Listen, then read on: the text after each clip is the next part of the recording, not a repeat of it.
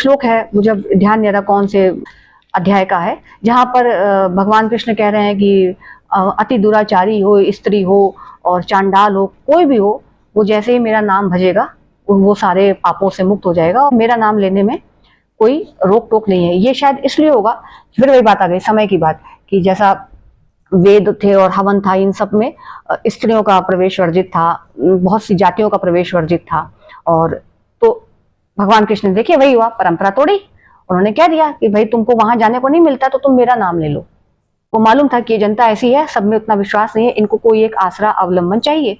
वो जानते थे कि ये सारी पूजा है, इसमें जो कर्म कांड है, ये सब में एंट्री इन लोग की नहीं होगी, समाज ऐसा है। देखिए कृष्ण भी उनको एंट्री नहीं करा पाए, तो इसलिए कृष्ण ने उनको एक नई चीज दे दी, खुद ही कह दिया। कृष्ण ने कहा या किसने कहा कि भाई मेरा नाम भज लो, मत जाओ, तुमको ये यज्ञ यज्ञ करने की कोई जरूरत नहीं है। कृष्ण का क्या था कि कृष्ण सहज थे। जो क्या है, धर्म की बात करने वाले अधिकांश लोग, बल्कि मैं तो कहूं अगर लॉ एंड ऑर्डर का डर नहीं हो तो सभी लोग, अपनी और अपनों की गलती पर सभी लोग धृतराष्ट्र और गांधारी हैं।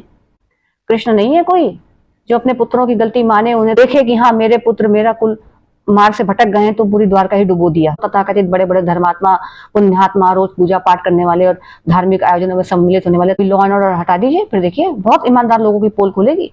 जो बेईमान है वो तो ही है, जो ईमानदार लोग हैं उनकी बड़ी पोल खुल जाएगी।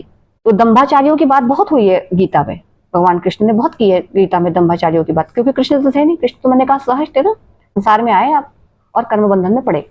आप चाहिए या मत चाहिए, कॉन्शियसली अनकॉन्शियसली हम सब लोग तपते ही हैं, कर्म की आग में तप ही रहे हैं सब।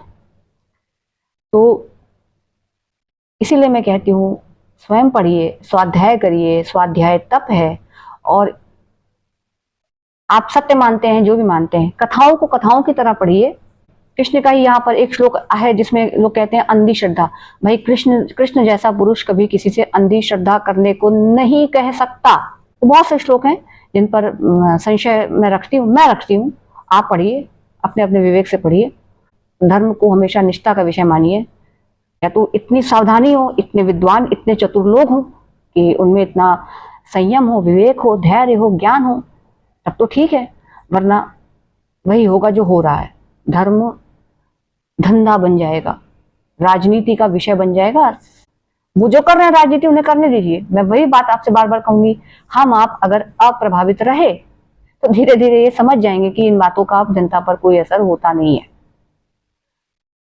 स्वाध्याय कीजिए।